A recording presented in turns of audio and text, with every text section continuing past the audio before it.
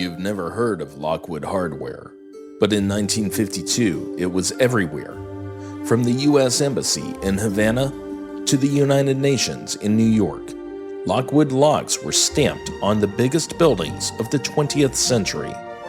So how did one of America's most respected hardware brands vanish almost overnight?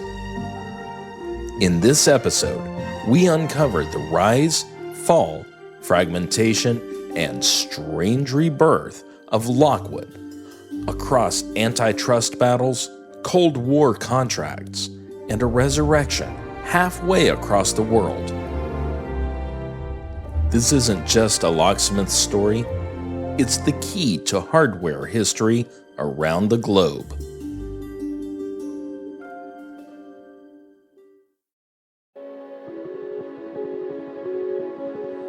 From the team behind the three tumblers, we bring you a short historical story from the world of door hardware. A look at the locks, levers, and legacies that helped shape the places around us. This is the story of Lockwood.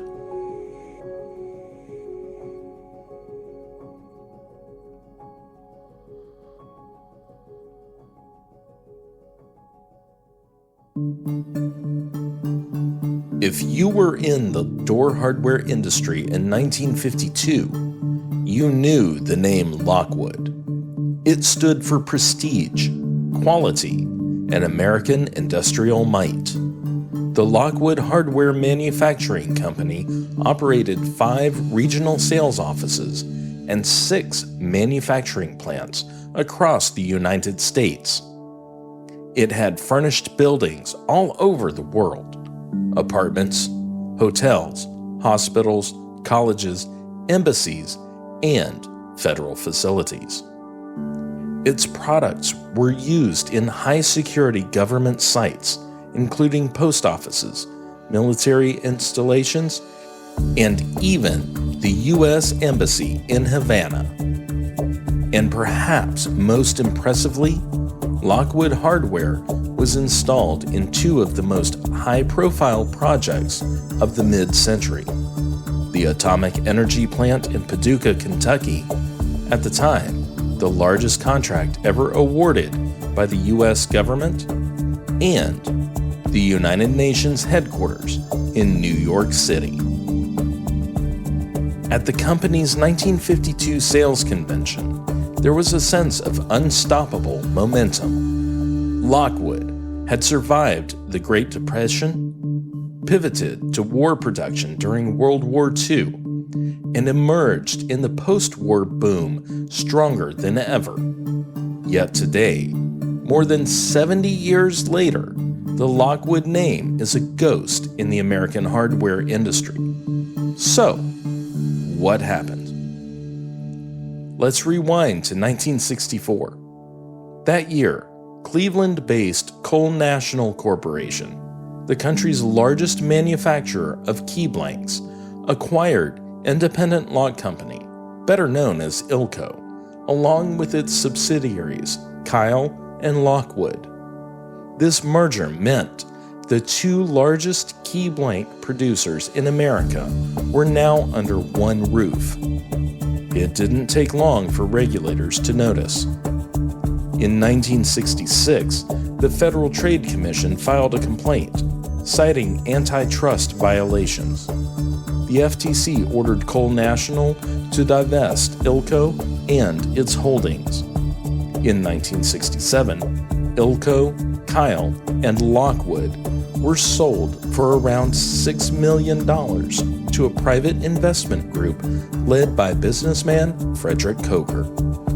Cole National financed about half of the deal, with a note for roughly $3.2 million. Coker's plan was to take the company public, reduce debt, and modernize. But when early profits looked strong, they delayed the IPO, hoping for better valuation. That gamble backfired.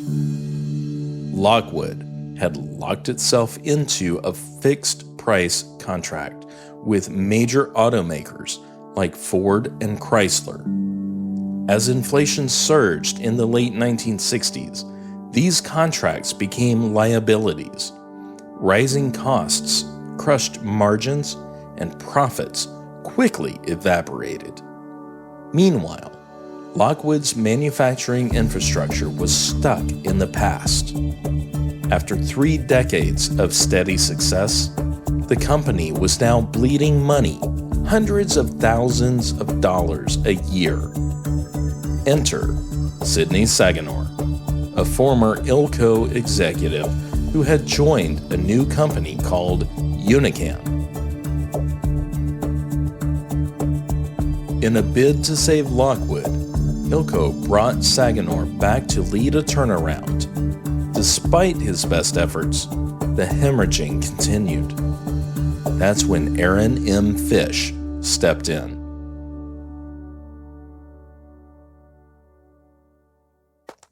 Fish was the founder of Unican, a rising Canadian manufacturer known for its innovative key systems and push-button locks. He had long been interested in acquiring Ilco and had close ties to Saganor. Through those connections, Fish learned that First National City Bank of New York had taken control of over 93% of Ilco's common stock and was quietly looking for a buyer. In 1970, Fish got access to Ilco's financials and toured its factories across the U.S. Most other suitors quickly walked away after seeing the outdated facilities and bloated costs. But Fish pressed on. In early 1971, he began formal negotiations. The process dragged on for months. Joe Cole of Cole National, eager to recover his company's loan, facilitated talks through Exeter International. Fish submitted multiple offers, each one rejected, but he persisted. Finally, in September of 1971, First National City Bank signed the agreement. In January of 1972, Unican acquired a majority control of Ilco, including Lockwood. Now in charge, Fish wasted no time. He honed in on Lockwood as the biggest problem. He said, quote, "After decades as one of the most respected brands in the industry, Lockwood has descended into disorder. Its designs, equipment, and manufacturing methods were obsolete, leading to frequent breakdowns, slow production, high scrap levels, and unsustainable labor costs." Fish's solution was drastic. He eliminated over 12,000 components from Lockwood's catalog, mainly focused on mortise locks, trim hardware, and exit devices. "Frankly," he said, "I'd be glad to eliminate them all." He consolidated Fitchburg operations from 5 plants down to 3, and in 1973, he canceled $250,000 worth of outstanding orders. Even so, Lockwood remained a burden. By 1975, Fish had had enough. In an internal report, he declared, "Lockwood is a cancer."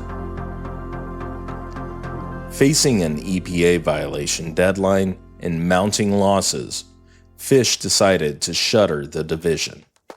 That summer, he struck a deal with hardware entrepreneur Lloyd Matheson. For $25,000, Matheson acquired Lockwood's lock tooling, designs, and master key systems.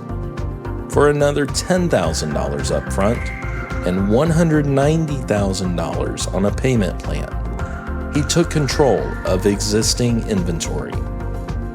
Unican retained the Lockwood name for use in key blanks, which Matheson agreed to purchase. Fish later admitted that if not for a contract with Atlantic Hardware in New York City, he would have fully phased out the brand. But the Atlantic deal had to be honored.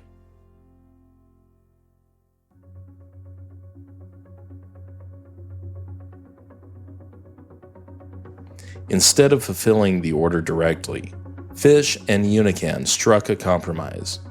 Atlantic would accept a $50,000 cash settlement on a $100,000 balance and receive its hardware through Corbin. With that settled, Fish was finally free of what he called the Lockwood, quote-unquote, ball and chain. But this isn't where the Lockwood story ends. While the American brand faded, a parallel history was unfolding down under. Lockwood branded products had been manufactured in Australia since the 1940s, licensed by a company called Ogden Industries. In 1977, Unican reached a formal agreement with Ogden. For $250,000, Ogden secured exclusive rights to the Lockwood trademark in Australia, New Zealand, Papua New Guinea, and the Philippines. They also received non-exclusive rights to use the name in other international markets, excluding North America. Ogden also agreed to distribute Unican products like key blanks and duplicating machines as part of the deal. In Australia, the Lockwood name thrived. The company's double-cylinder dead latches and high-security deadbolts became top sellers. By 1990, they had produced over 2 million units. Ogden modernized its Oakley facility in 1986 and celebrated its 50th anniversary a year earlier, in 1985. In 1993, Ogden was acquired by Email Limited, and the following year, Lockwood was merged with Whitco under a new entity, Lockwood Australia Limited. In 1999, Assa Abloy bought a 50% stake in the company, and in 2001, it purchased the rest, bringing Lockwood fully under the Assa Abloy umbrella. Lockwood Australia remains a major brand in the region to this day. Back in North America, Lockwood limped on. Lloyd Matheson continued producing hardware under the Lockwood name for several years.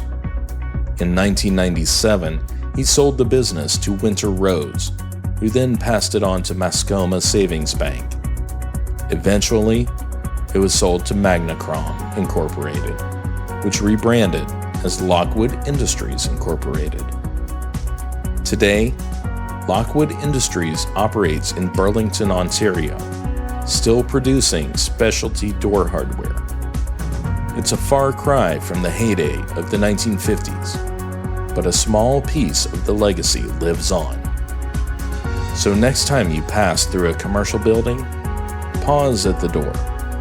That lock, that closer, that piece of hardware just might be a forgotten thread from Lockwood's long and winding story. And if you want to see the full picture, from early catalog scans to original news clippings and rare interviews, head over to our website at threetumblers.com.